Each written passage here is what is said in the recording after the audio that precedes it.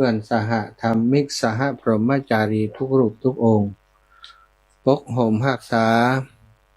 ศรัทธาสาธุชนคนดีเท่าแก่อีพ่ออีแม่ทั้งหลายทุกท่านทุกคนที่ติดตามรับฟังรายการสารธรรมยามค่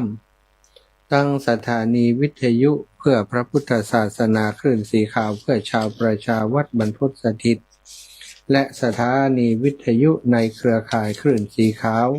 อีกหลายสถานีตั้งเชียงใหม่ก็มีของวัดฝ่ายหิน 104.50 เมกะเฮิรตซ์แล้วก็ของคลื่นสีขาวอีกหลายคลื่นหลายสถานีที่รับสัญญาณขณะนี้ก็ต้องขอบคุณครูบาอาจารย์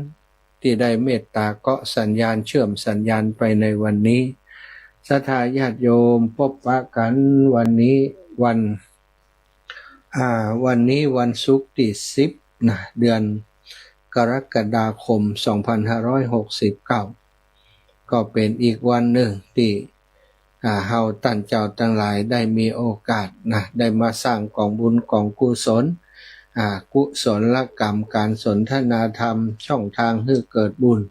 การสนทนาธรรมการได้ฟังธรรมได้ฟังเรื่องราวดีๆเกี่ยวกับพระพุทธศาสนาซึ่งก็เป็นน้ำธรรมคำสอนขององค์ชินวรสัมมาสัมพุทธเจ้าก็จะทำให้หมู่เฮาท่านเจ้าทั้งหลายถือว่าได้สั่งสมปุญญาบารมีร่วมกันตราบใดที่มีการอู้จาสนทนาธรรมกันอยู่ตราบใดที่มีผู้แสดงธรรมและมีผู้ฟังธรรมตราบนั้นศาสนาของพระสัมมาสัมพุทธเจ้าศาสนาพุทธของเฮาก็ยังจะมีโอกาสไปสู่จิตใจของศรัทธาสาธุชนไปแห่งนักหนาสถานีวิทยุเป็นอีกช่องทางหนึ่งที่ทำให้เฮาท่านเจ้าทั้งหลายได้มีโอกาสพบปะกันก็ต้องขอบคุณผู้จัดการเจ้าของสถานีทุกสถานีผู้จัดการผู้อำนวยการช่างเทคนิคเจ้าหน้าที่ผู้เกี่ยวข้องทุกคนทุกท่านรวมถึงสถานีช่วยเหลือวิทยุสาธารณะได้หอมกับน้ำกับไฟกับใจใจกับอินเทอร์เน็ตด้วยทำให้สถานีของเฮาทุกสถานียังมีโอกาสได้ทำหน้าที่เผยแผ่ทุกวันละหลายๆชั่วโมงชั่วโมงนี้19 ถึง 20 นาฬิกาอาตมาภาพรับผิดชอบดูแลรายการวันนี้ท่ามกลางบรรยากาศฝนตกทั้งวันลำปางนี่ 60%ฝนตกทั้งวันก็เนี่ยการทั้งวันเหมือนกัน ชุดทำงานเปี้ยไป 2-3 ชุดซะนะก็บ่ฮู้ยะอย่างใดมันเนาะถ้ายังเหี่ยมันก็บ่ยังซะตาพอจะทำได้ก็ทำไปเป็นเรื่องของการทำหน้าที่ในแต่ละวันสร้างแต่ละวันให้เป็นประโยชน์มาพบปะกันช่วงนี้ก็จะปาศรัทธาญาติโยมอีพ่ออีแม่ทั้งหลายไหว้พระสวดมนต์ทำวัดเย็นเสียก่อนเนอะกราบพระพร้อมกันกราบ1พุทโธเมนาโถกราบ2ธัมโมเมนาโถกราบ3สังโฆเมนาโถ อิมินาสการเรนะพุทธังอภิปูชยามิอิมินาสการเรนะธัมมังอภิปูชยามิอิมินาสการเรนะสังฆังอภิปูชยามิอรหังสัมมาสัมพุทโธภควาพุทธังภควันตังอภิวาเทมิกราสวากขาโตภควตาธัมโมธัมมังนะมัสสา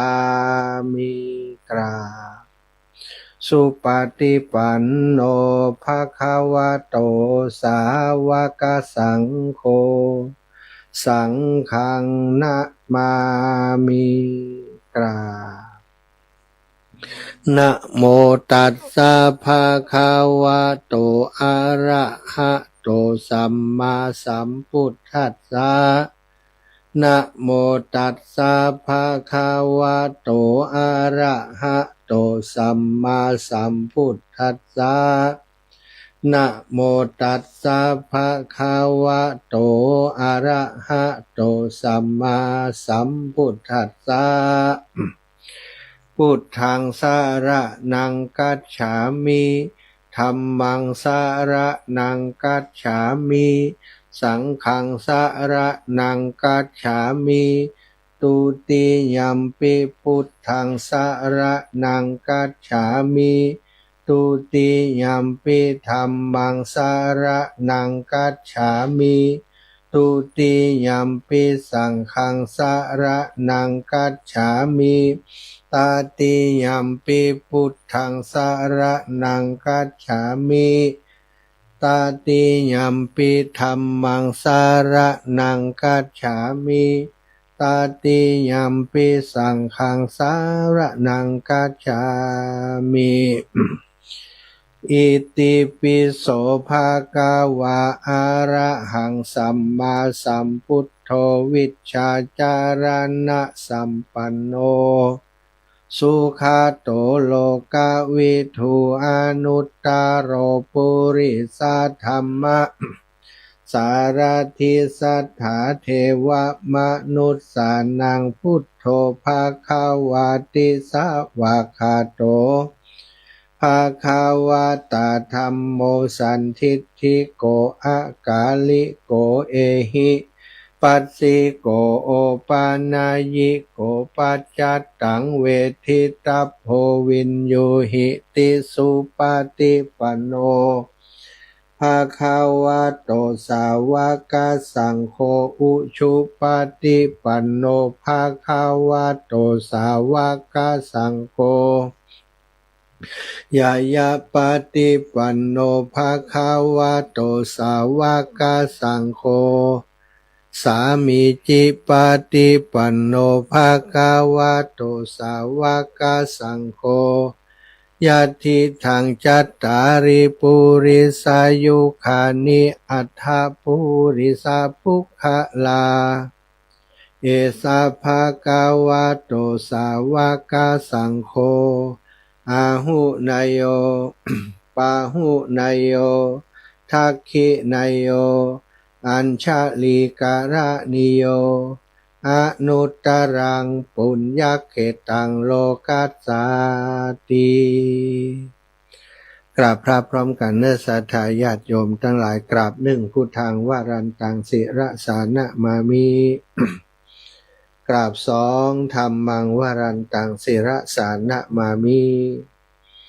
กราบสามสังฆังวรันตังศิระสานะมามิไหว้พระสวดมนต์ทำวัดด้วยกันเรียบร้อยแล้วศรัทธาญาติโยมอีพ่ออีแม่ทั้งหลายมาพบปะกันตอนค่ำยามแลงนี้เนาะก็ถือว่าวันนี้เป็นวันที่อากาศเย็นสบาย หลายคนที่ทำงานกลางแจ้งก็จะมีปัญหาสักนิดหนึ่งหันว่าจะมีฝนไปแหม2-3 วันเนาะบางที่ก็ตกนักนะศรัทธาจนน้ำนองน้ำป่ามีน้ำป่าหลายที่หลายแห่งมีน้ำป่าระดับน้ำสูงขึ้นพี่น้องตังเมืองปานนี้ก็ทราบว่ามีน้ำนองน้ำแม่ปานเนาะน้ำตังแม่ตาลนี่ก็ระวังเจ็มเนอะสตา มันจะตกตังดอยขุนตาลเนี่ยน้ำ แล้วมันจะไหลมาตังห้างชัดของเรามาตังห้างชัดมาตังเกาะคาก็สร้างปัญหาเกือบจะทุกครั้งเนาะบางฮู้ว่า2-3 วันนี้จะตกเตรียมมาแหมหรือไม่ผู้ที่อยู่ใกล้แม่น้ำใกล้แม่น้ำลำคลองควรจะอพยพขึ้นสู่ที่สูงคอยดูไปหน่วยลับให้เจนเนอะหลายครั้งหลายคราวน้ำมันมาดึกเนาะเตื่อกลางคืนตี 1 ตี 2กำลังรับเหมาะนะนี่ก็คืออันตรายอยู่ใกล้เขาใกล้ดอยก็ระวังเรื่องดินสไลด์ถ้ามันตกสะสม 2-3 วันดินมันจุ่มนะดินมันสไลด์ก็มีปัญหาเหมือนกันนะการทำงานก็ต้องดูแล ตัวเองเหมือนกันเนาะฝนตกนี่ฝนอย่างนี้มันมักจะทำคือเป็นหวัดเป็นไอวันนี้อาตมาก็อย่างที่บอกเนาะหำฝนอยู่วันค่ำวันสถาแต่มันก็ตกบ่นักต่อใดเนาะช่วงที่มันนักก็อยู่ห่มช่วงที่มันพอนักสุยๆก็ออกมาทำงานผ้าเปลี่ยนผ้าชั่วโมง2 ชั่วโมงก็ต้องเปลี่ยนผ้าเพราะมันฝนสุยฝุ่นมันเปียกนะเม็ดเล็กๆนะหลายเม็ดมันก็เปียกได้เหมือนกันต่างประเทศนะประเทศไต้หวันนะประเทศจีนแผ่นดินใหญ่ก็ประสบปัญหานักพายุนะพายุถือว่าเป็นพายุที่มีความเร็วของลมสูง290นะกิโลเมตรต่อชั่วโมงก็ถือว่าความเร็วลมนี่สูงมากสร้างความเสียหายทรัพย์สินอาคารบ้านเรือนรถราเนาะตลอดถึงหลายแม้กระทั่งมีคนเสียชีวิตโดยนะถึงชีวิตแล้วก็ทรัพย์สินนี่ในต่างประเทศเฮานี่ก็ต้องติดตามดูอย่างใกล้ชิดเพราะตอนนี้พายุที่ลูกนั้นก็ยังมาถึงบ้านเฮาเตือนนะสถาอันนี้ก็คือร่องความกดอากาศที่มันพัดผ่านมาก็น่าจะมีส่วนเกี่ยวกับเรื่องของพายุลูกที่มันเข้าไต้หวันก็เหมือนมีส่วนกับพายุที่เข้าบ้านเฮาเหมือนกันเนาะก็หวังว่าวันที่12นี่มันจะยั่งขึ้นนะ ถ้ามันไม่ยั่งจะอิดได้เนาะวันที่12นี้วันที่12ถึงวันที่12ก็คือวันที่เราจะไปตามเตียนที่วัดโสภณารามห้วยงูในห้วยงูในก็จะมีศรัทธาญาติโยมไปกันหลายหมู่หลายคณะนะหลายการรถอยู่ก็มีปัญหาเกิดขึ้นนะมีรถบางกันที่เพิ่นจะไปแล้วก็ศรัทธาค่อนข้างจะจำกัดจำเขี่ยรายได้น้อยแต่ก็ใครไปอิดออดอาจารย์เพิ่นเอา5,000ก่อนมันแปลงล่ำไปอย่างใดดีให้นะการรถติไปเมืองฝางนี่ก็ประมาณเนี้ยนะศรัทธาญาติโยมประมาณนี้แหละประมาณ 5,000 10 คนก็คนละ500เนี่ยเฮาก็จังว่าอย่างใดอาตมาก็ถ้าตั้งใจใครไปกันก็ไปอาจจะช่วยกันแล้วกันสำหรับการลดตีศรัทธาใครไปแล้วก็มันบ่ไหวนะอยากจะขอสักเล็กสักน้อยเอาอย่างอีลดเปิ่นถึงเอา 5,000 นั่นแหละขอลดมันได้ขอลดมันกำไปนั่นแหละมันขาดทุนมันกำไปก็เลยได้บอกไปว่าลดกันใดที่จะหับบานนั้นเด้ออาตมาจะช่วยตะอีกันแล้วกันเอาไปเอามาลดมันไปอู้กันหมดศรัทธาญาติโยมไปอู้กันว่าอาจารย์เพิ่นจะออกคือกันละปันนะฮู้ก็บ่เฮาก็ปวดหัวกับบามูนี่แต่ มันฮู้อยู่ว่าจะได้แล้วแต่เนาะอันนี้สำหรับคนที่เพิ่นบ่ไหวคนที่เพิ่นช่วยตัวเองบ่ได้เพิ่นว่ามันนักลำไปก็จะช่วยแต่ว่าถ้าจะให้ช่วยทุกกันก็มีปัญหานะถ้าคิดว่าจำเป็นจะต้องช่วยก็อาตมาก็บ่ว่าหยังแต่ถ้าเข้าใจก็หมายความว่าดูแลตัวเองได้ก็ดีมันก็เป็นภาระไผเนาะมันเป็นภาระผู้อื่น อาตมาก็ไม่ได้คิดว่าเป็นภาระอาตมาใจเองก็ถ้ามีตังอาตมาก็เหมาให้หมดศรัทธาพ่อแม่ทั้งหลายเนาะอยากให้ศรัทธาเพิ่นไปฮู้ไปหารได้ทำกิจกรรมร่วมกันเนี่ยเนาะความเข้าใจการสื่อสารบางครั้งบางทีก็ปวดหัวเหมือนกันเนาะสื่อสารบอกว่าเฉพาะกันนี้อาจารย์จะช่วยนะมันก็ไปตีรวมว่าเพิ่นจะฮื้อกันละปันนะเขาก็ปวดหัวกับมันแต่คนพญาหมอนี่นะ ก็ทำความเข้าใจเนาะศรัทธาถ้าใครจะฮื้อช่วยก็มีปัญหาหรอกเนาะเป็นลายไปก็ได้ถ้านับเป็นกันก็สิจะนักไปถ้าศรัทธาคนใดแม่ว่ามันนักไปขอช่วยให้แม่สัก100เถอะว่ากันได้เนาะเข้าใจกันตามนี้นะก็บอกว่ายังรับไปแล้วมันจะเอาคืนได้แล้วเนาะความเข้าใจมันบ่เหมือนกันเปิ้นเข้าใจว่าเฮานี่มีตังค์เปล่า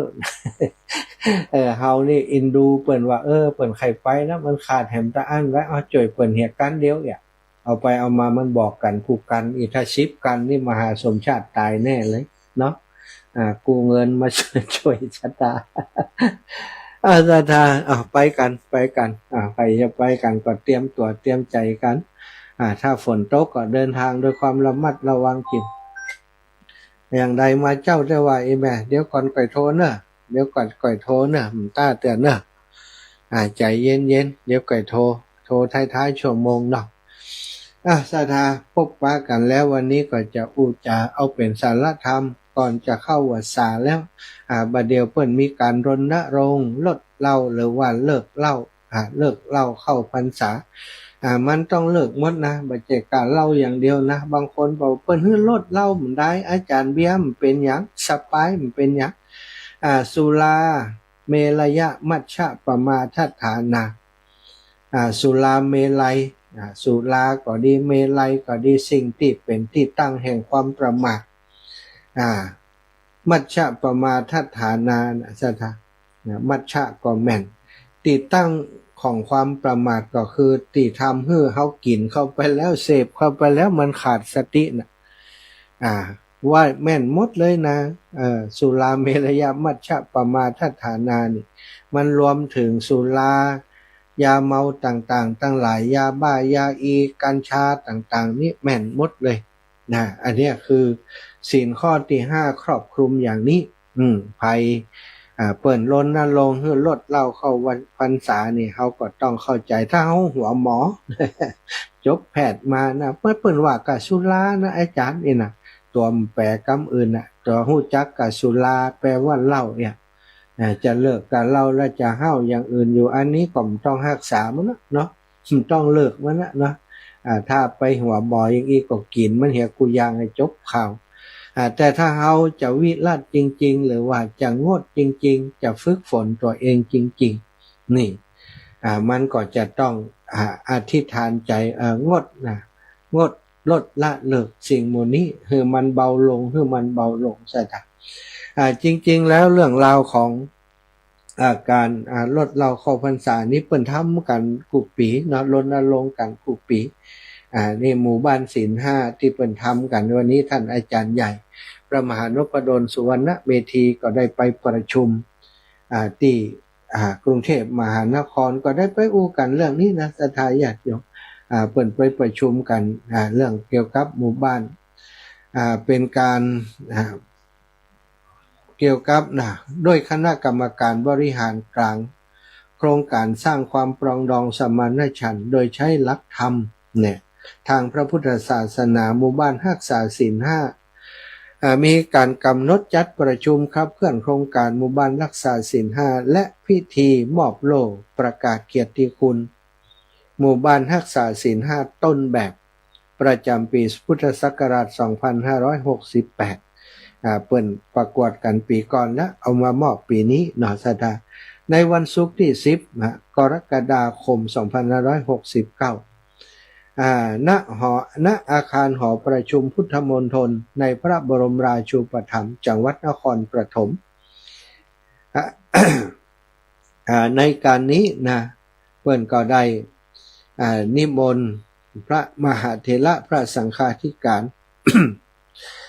พระเลขานุการเข้าร่วมประชุมขับเคลื่อนโครงการหมู่บ้านรักษาศีล5และพิธีมอบโล่ประกาศเกียรติคุณในวันนี้ที่ผ่านมานี้ท่านอาจารย์ก็ได้เข้าไปร่วมประชุมสถานซึ่งก็ได้รับมอบหมายจากหลวงพ่อพระราชจินตวชิราภรณ์เจ้าคณะจังหวัดลำปางได้มีหนังสือมอบหมายให้ท่านอาจารย์ได้เป็นตัวแทนคณะสงฆ์จังหวัดลำปางไปประชุมที่พุทธมณฑลอันนี้ก็เกี่ยวเนื่องเป็นเรื่องเดียวกันครับที่อาตมาได้พูดถึงเนี่ยนะเปิ้นก็ปีนี้เปิ้นก็รณรงค์กัน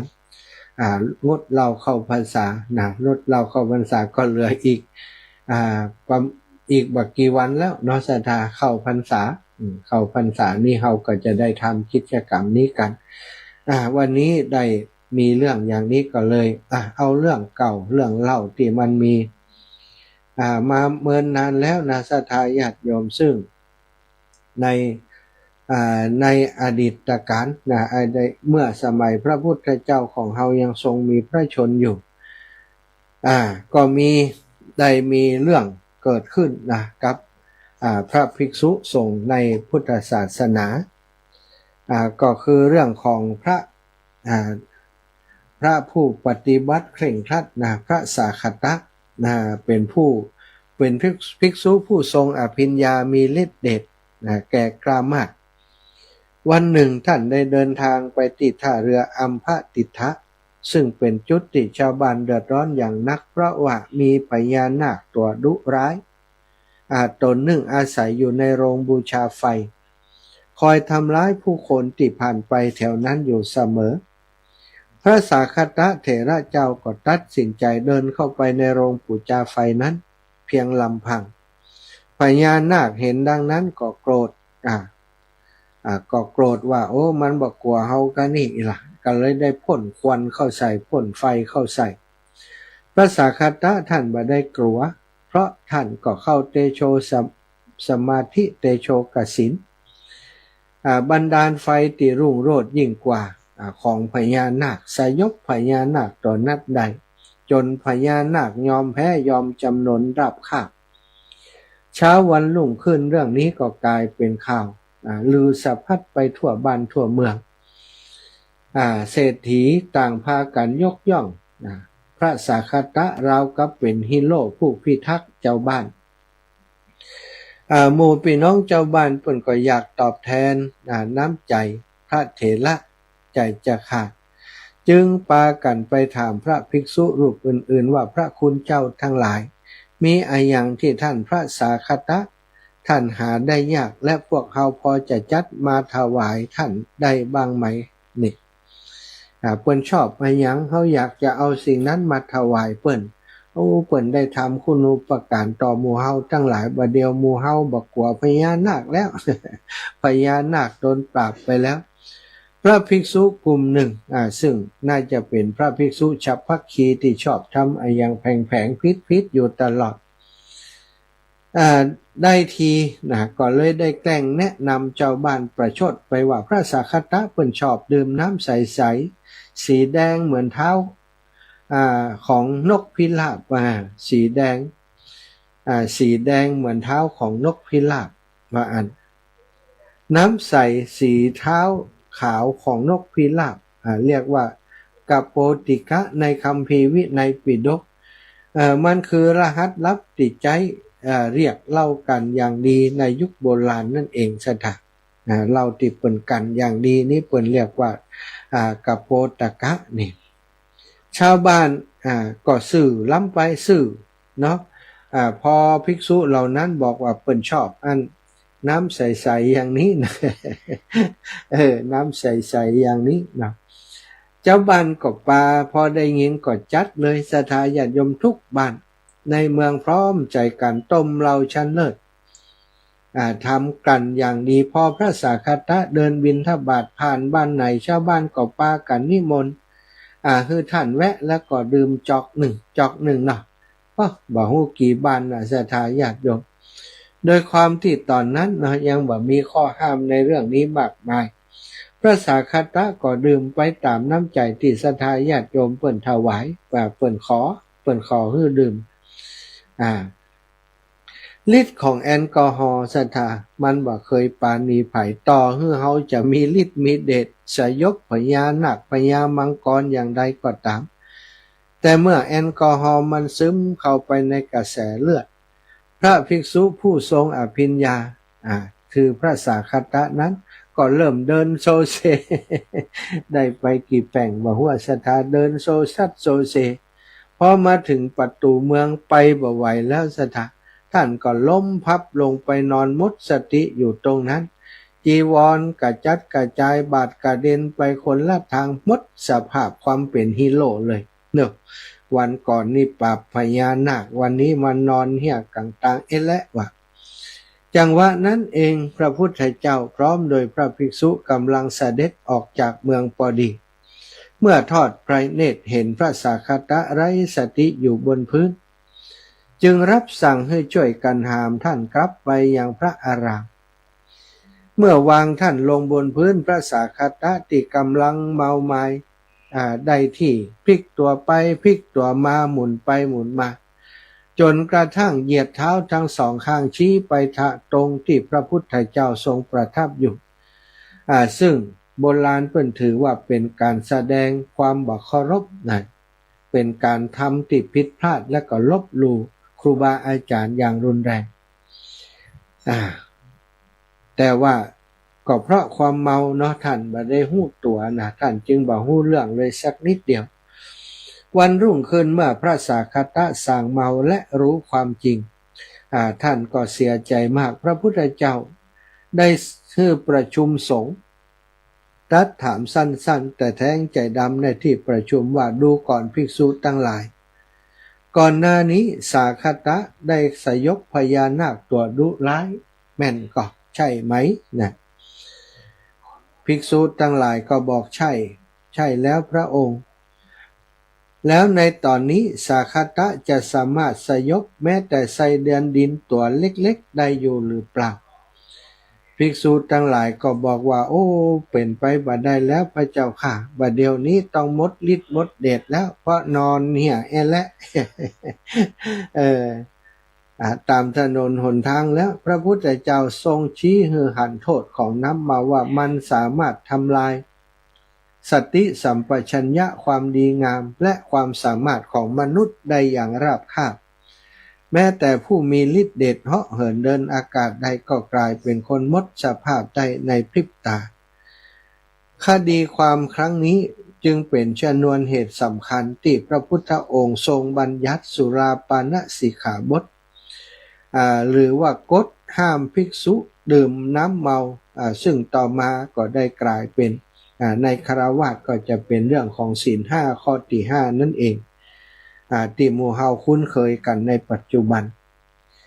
จากเรื่องเล่าเมื่อ 2,000 ปีสู่ชีวิตจริงในปัจจุบันเรื่องของพระสาคตะสถานสอนใจคนรุ่นเฮาได้ดีมากหลายคนในปัจจุบันคิดว่าตัวเองคอแข็งหรือว่าควบคุมตัวเองได้ครับรถไหวทำงานไหวแต่ในความเป็นจริงแล้วแอลกอฮอล์เป็นสารเคมีที่เข้าไปสามารถเข้าไปเรียกว่าชัดดาวสมองส่วนประธานหรือว่าสติของเฮาโดยตรงเข้าไปทำให้สติของเฮาบ่สมบูรณ์สถานเนาะเราจะหันว่าคนที่เปิ่นเมานักนะก็เดินโซซัดโซเซการอู้การจาก็ปากมันแบบตรง ลิ้นมันปันกันจะอู้อย่างหนึ่งว่าไปอย่างหนึ่งก็มีสถานเนาะที่เฮาจังหันคนเมาก็ไม่เมาอีนะบางคนนี่อุตส่าห์สร้างคุณงามความดีมาตลอดชีวิตเป็นหัวหน้างานที่ดีเป็นปอดีเป็นคนเก่งของสังคมแต่ก็กลับต้องมาพังทลายลงในคืนเดียวเพราะเพราะว่าดื่มเกินปริมาณเกิดอุบัติเหตุหรือว่าทำเรื่องน่าอายที่บัดน่าจะทำซึ่งถ้าย้อนเวลากลับไปแก้ไขได้ก็คงจะดีแต่ว่ามันแก้ไขบ่ได้เนาะเพราะคำว่าบ่เป็นไรหรอกนะแก้วเดียวเองแหมน้อยเดียวมันได้แต่ว่านักเข้าสุดท้ายเนาะเกิดสิ่งที่บ่คาดฝันกับเฮาได้เฮาจะหันว่าในสังคมของเฮาปัจจุบันนี้สถาก็มีคนที่ข้องเกี่ยวกับสิ่งที่เป็นสุรายาเสพติดนี่เยอะมากเนาะประเทศไทยของเฮาสูญเสียงบประมาณไปเป็นจำนวนมากกับการที่จะต้องมาดูแลคนกลุ่มนี้ที่บ่มีสมรรถภาพในการทำงานแล้วซึ่งกินเกินประมาณจนเรียกว่าเสพติดติดเป็นยาเสพติดสิ่งเหล่านี้ถ้าเขาเสพบ่อยๆทำสั่งสมหรือว่าดื่มบ่อยๆกินบ่อยๆมันก็จะเสพติดพอติดแล้วมันก็จะไปทำลายประสาทต่างๆนะครับจะหันว่าปัจจุบันนี้ขี้เหล้าหลวงนี่นักนะไปหมู่บ้านใดนี่ ไปวัดวาอารามไปหมู่บ้านใดมีงานปล่อยหลวงที่ไหนต้องจะหันอันพี่น้องที่เป็นอันขี้เหล้าหลวงเนี่ย เยอะแยะไปหมดบางที่บางแห่งอยู่กันเป็นหมู่เลยสถาน บางคนกินแล้วก็ไม่ไปไหนนะอยู่กับเจ้าภาพพะนะนอนนะคุกฝุ่นคุกดินอยู่เปิ่นปลาไปบ้านนะหู้ซึกตัวลูกใดปิกมานะเปิ่นม่วนอยู่ที่ไหนใครไปอยู่ด้วยเปิ่นหะนะนอนเหี่ยไปนี่เป็นภาพที่หันจนชินตาในสังคมยุคปัจจุบันนี้สถานยุคที่เปิ่นว่าอารยธรรมมันเจริญนี่นะแต่ว่าสิ่งเหล่านี้มันยังทำให้เราได้หันอยู่ถือเป็นความเสื่อมของสังคมอย่างหนึ่งเหมือนกันเนาะสุรายาเสพติดแล้วยิ่งปัจจุบันนี้เรื่องของยาเสพติดซึ่งบอกว่าจะเป็นกัญชาฟินกัญชาเฮโรอีนมาถึงยาบ้ายาอีต่างๆนี่สถานมันสามารถทำลายชีวิตทำลายอนาคตของคนทุกวัยคนวัยทำงานคนวัยวัยเฮียนและเด็กๆที่อยู่ในวัยเฮียนปากันไปติดสิ่งเหล่านี้สถานเบาก็คือเหล้าบุหรี่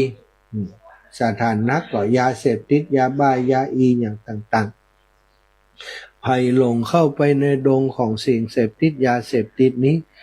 มักจะถอนตัวออกมายากสุดท้ายปัญหาที่เกิดขึ้นนอกจากสุขภาพจะเสียก็เสียทรัพย์นะบางครั้งบางทีก็มีปัญหาไปถึงคดีความต่างๆติดคุกติดตารางปัจจุบันนี้คนติดคุกเพราะยาเสพติดเยอะมากสถานคุกป้อมมิตรที่อยู่ที่นี่แล้วเนาะ คุกป้อมมิตรคุกเต็มไปด้วยคนเหล่านี้ไปนักก็ฉะนั้นถ้าเป็นไปได้เนาะศรัทธาญาติโยมก่อนที่ชีวิตเขาจะพังเลยว่าเกือบจะพังเพราะความประมาทจากน้ำเมาเหมือนกับคดีเรื่องราวของพระสาคัตตะนี้นะศรัทธาญาติโยมเป็นพระสงฆ์องค์สังฆเจ้ามีฤทธิ์มีเดชแต่ว่า ไปพลั้งพลาดเพราะว่าไปเจอเจ้าบ้านเพิ่นเอาให้กินก็กินเนี่ยนึกว่ามันเป็นอย่างเอาสุดท้ายมากลายเป็นสิ่งที่ทำสิ่งที่น่าละอายให้กับตัวเองแล้วก็ศาสนาทำให้ศาสนามัวหมองจนมีบัญญัติขึ้นมาก็บอกว่าในเรื่องนี้เปิ้นจะถูกก็มาถึงกับปราชิกอนัสถาต่อมาเปิ้นก็น่าจะมีการปรับปรุงตัวเองปฏิบัติใหม่ก็คงจะไปสู่มรรคผลนิพพานได้เหมือนกันแต่ว่าโอกาสถ้าเป็นหลังจากมีแล้วถ้าไปทำอย่างนี้ก็มีโอกาสนะสถาอันนี้ก็เป็นต้นเรื่องเป็นต้นบัญญัตินี่ก็ถือว่ายังสามารถแก้ไขอย่างได้อยู่แต่ว่าถ้าเปิดบัญญัติแล้วไปละเมิดนี่ก็จบข่าวไปเลยเนาะ เอาละศรัทธาญาติโยมได้อูจากันถึงเรื่องนี้ก็เอิญเจิญจวนอยากจะให้ศรัทธาอีป่อยอีแม่เนอโดยเฉพาะหมู่เฮาคนเฒ่าคนแก่เนาะถ้าที่ยังกึบอยู่ยังอยู่เข้าวัดสาถ้าเป็นไปได้ก็ลดละให้มันเป็นประโยชน์สร้างปุญญาบารมีแก่ตนนั่นหลายๆคนที่อาตมาหันบางคนนี่ช่วงออกพรรษานี่เมาทุกวันพอเข้าพรรษาแล้วเปิ่นเลิกได้จริงๆเนาะอันนี้ก็น่านับถือน้ำใจน่าศรัทธาอยากจะให้เปิ่นมีบุญที่ว่าบอกว่าจะเข้าพรรษาออกพรรษาเปิ่นสามารถสมาทานศีลนี้ได้อย่างบริบูรณ์วันนี้มีศรัทธาญาติโยมนะไปบิณฑบาตแล้วเปิ่นความจริงประกาศไปแล้วก็มีแต่ว่าจะอ่านตามซองนี้ก่อนกันแล้วกันโยมน้องสมจิตอินทรวิจิตพร้อมครอบครัวบ้านฟ่อนร่วมทำบุญบ้านฝั่งปอย100ร่วมทำบุญห้วยงูใน100ทำบุญก๋วยเตี๋ยว100นายบุญชูอุตตโมบ้านวังเป้าร่วมทำบุญวัดห้วยงูใน100นะ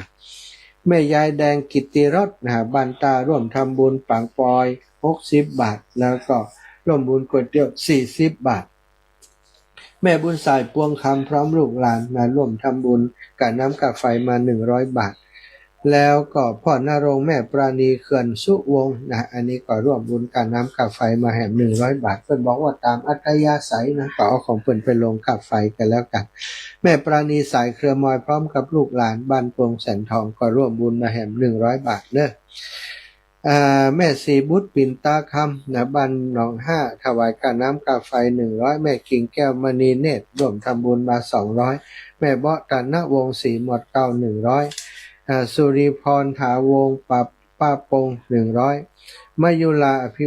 วาทนศิริ100แม่มูลอุ่นเมืองอินหัวเมืองแม่มายุลานี่2รายการเด้อแม่จันดีเครือเกียงเครือเกี้ยวเก้าเกียงพู้นนะแม่ท่าร่วมทำบุญไปห้วยงูในแหม100ป้าปั่นแก้วลาวบ้านต่อรวมทำบุญไปฝางแหม40แม่กิ่งแก้วมณีเนตรทอมบุญห้วยงูใน50ก๋วยเตี๋ยว50พ่อศรีวันแม่จันฟองคำนวลพร้อมลูกหลานหอมพระธาตุห้วยงูใน100นะแม่ปราณีชัยวงศ์ลูกหลานหอมไปห้วยงูใน100แม่แก้วดาอุดเลิศห้วยงูใน50 บาทแม่ชื่นพันทองรัตน์ห้วยงูใน50 บาทแม่หอมศรีชัยตันพร้อมลูกหลาน100 บาทหอมบุญห้วยงูในแม่นิตยาปิ่นตาคำห้วยงูใน50ก๋วยเตี๋ยว50นะแม่บุญนาควงน้ำนองนี่ก็ห้วยงูใน100แล้วก็ก๋วยเตี๋ยว100สมควรใจน้อยน้ำโจ200แม่แสงมานีสารดินกี่100ห้วยงูใน100แล้วก็หลอดเตียน100สัตว์เนอะสัตว์อันนี้อ่านแล้วก็จะได้เก็บละเอาแล้วก็แม่บัวไขแม่จันนวลแก้วร่วมวงบริจาคก้อนอิฐ100แม่ทาสายเปี้ยบ้านฟ่อนร่วมดินบุญดินกี่50พ่ออานนท์แม่อุไรมโนคำบ้านตาร่วมบุญดินกี่50 บาทแม่บัวไข่กิ่งก้ำบันตาร่วมบุญติ่มดินกี่แห่ง50 บาทแล้วก็แม่อุไรวันนางสาวสุนิรัตน์อภิธัญญากรร่วมบุญตานเตียน1 ซองแม่บัวไข่กิ่งก้ำบันตาห้วยงูใน50 บาทสมจิตอินทวิจิตห้วยงูใน40 บาทเรียบร้อยเนาะขอบคุณอนุโมทนาบุญกับศรัทธาทุกคนทุกท่านเนอะเจริญปอนแม่มันจะหอมมา200หอมไอ้อย่างของแม่เอาผัดผัก50ก๋วยเตี๋ยว50แล้วก็ปังร้อย50แล้วก็เก่าไผ่50ผัด50ก๋วยเตี๋ยว50ปังป้อย50แล้วอย่างก็ต้องแมวโหหาแล้วผัดผัก50ก๋วยเตี๋ยว50ปังป้อย50กับไผ่กาไฟไฟเจ้าแม่สมบูรณ์เจ้าสาธุแม่เรียบร้อยเนาะหลายอย่างอย่างละเล็กละน้อยไปเนาะศรัทธาเปิดสายเลื่อนนะ08088441730808844173ศรัทธาโทรมาได้เลยขอบคุณกับศรัทธาญาติโยมที่ติดตามทาง Facebook ไลฟ์นะแม่เรนูชัยวงศ์พระอาจารย์สาธุแม่บานเย็นสำเนียกสาธุไวสาเจ้าแม่ครูเกษณีชัยเทพไปก็เมืองฝางแม่ครูอนงศรีอินแก้วนมัสการกะสาธุหลวงตาเอาอาจารย์สุวรรณ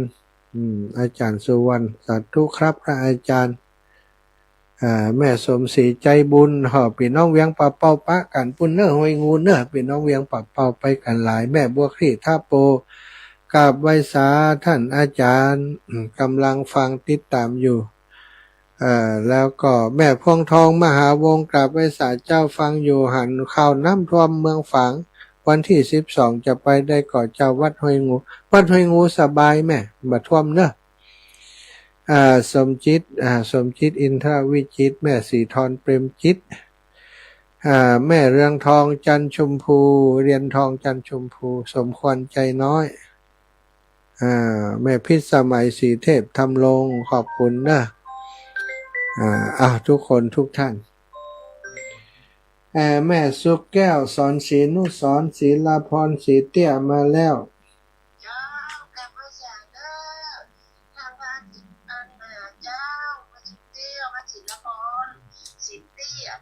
คุณเด้อ เจ้าแม่ มันออกกันโลกเอาไปที่ขับไว้เหมือนกัน เติมเพื่อเปิ่นคนที่เปิ่นอันนี้อีกอะบอกว่าเป็นยังอาจารย์จะช่วยกันละกันเนอะอิน่ะเอาไปเอามามันว่าเปิ่นจะออกเพื่อกันละปันไหนวะม่วน ฟังอยู่เด้อ สาธุเจ้า ลูกสาวแม่สุเกี้ยวที่ว่าเจ๊แดงนั่นน่ะ จ้า ฟังทุกวันเลย โอ้เจ๊แดงฟังทุกวันอนุโมทนาบุญนะเจ๊แดงเด้อจ้าขอบคุณนะแม่เนอะเจริญพรสาธุเจ้าแม่เสียงมันบอกออกลำโพงเป็นไรนี่เอาละออกละเจ้าแม่ ฮะ เจ้าแม่ เจ้าแม่เอาผู้แม่200แล้วก็อันแล้วแต่ตู้จะจัดให้แม่ตาม200นั่นนะ แม่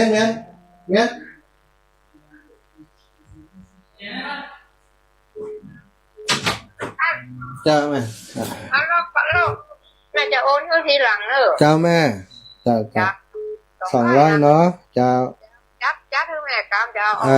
จ้า200เอาอันปังปอยกับอันห้วยงูเนาะ เจ้า เจ้า เจ้า สาธุเจ้าแม่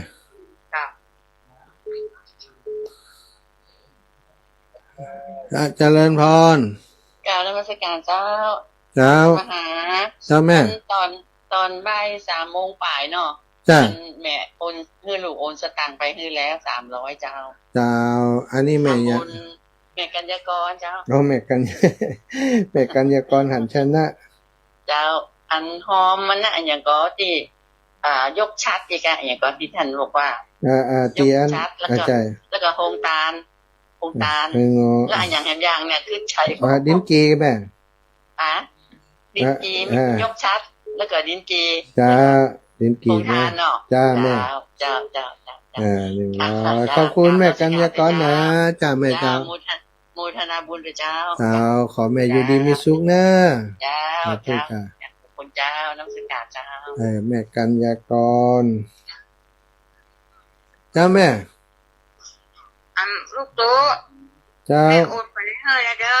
เจ้าอีแม่ เจ้า แม่ล่าอ่อน ด่านโอนไปให้ถ้าแบบมันอันนี้มันกับบอลพูกเด้อจะโอนไปเนี่ย เจ้าได้กระยามเป็นยังเจ้า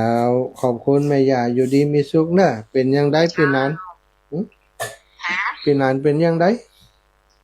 พี่นันสบายดี ดีแล้วเนาะ อยู่กับแม่นี่แหละ ดีแล้วเนอะ แม่พี่เนี่ย ดีละบุญรักษาถึงแม่ถึงลูก เจ้าอนุโมทนาบุญแม่เด้อ สาธุเจ้าแม่ มีสุขแม่ขอพรขอแข็งแรง จ้าแม่เจ้า เจ้าสาธุลูก โยมอนงศรีอินแก้วใส่บาตรตลาดสดเจ้า ขอบคุณเนอะ นามสกุลเดียวกับแม่กับแก้วศรีอินแก้วน่าจะเป็นญาติกันเนาะโอ้นี่แม่บัวขี้วันบัดได้ประกาศของแม่ถนอมครับเด้อเอาเจ้าแม่ อันแม่ถนัดหมุนจะจำเขาไว้ไปแล้วนะ ส่งไลน์ไปแล้วเดี๋ยวอ่านก่อนเนอะ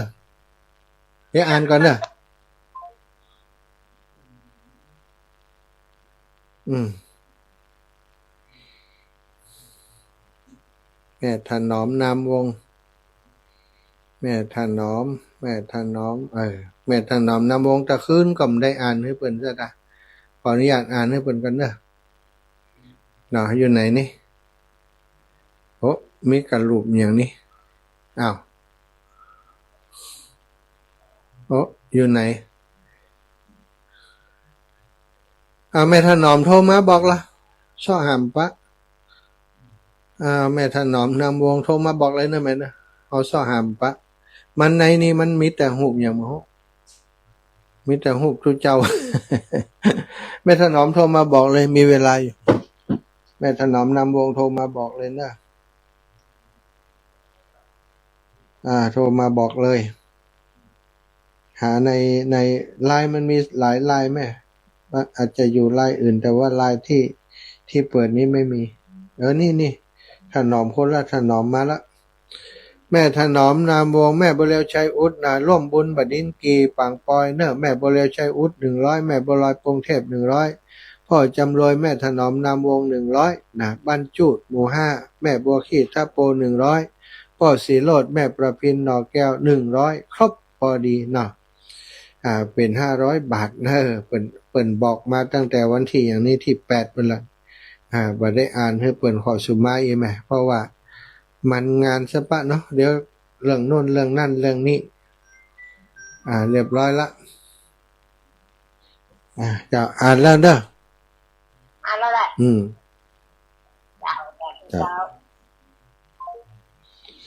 จ้าศรัทธาญาติโยมก็ขอบคุณกับศรัทธาที่เพิ่นให้เพิ่นฮ้อมมาเนาะบางเทื่ออัดวันเนี้ยการ2วันนี้บ่ได้เข้าห่มเลยนะก็เลยบ่ได้มีเวลาล้างออกมาใส่สมุดถ้าล้างใส่สมุดนี่มันจะง่ายหน่อยเนาะล้างใส่สมุดนี่มันก็ง่ายหน่อยแต่นี้อันนี้ได้โอนปัจจัยมาแล้วมาแล้วแม่ฟองจันทร์มโนวังลงทาน100ดินกี50แม่น้อยพรหมเสนลงทาน100แม่เพ็ญศรีจินดาจินดาพันธ์ลงทาน100แม่ป้อยาวุธลงทาน50อิฐแหม50แม่ทิพย์กาฟังลงทาน50ถวายเตียน50กาไฟพระอาจารย์50พระป่า50แม่เดือนกาฟังถวายพระป่า50 บาทขอบคุณอีแม่โอนมาเรียบ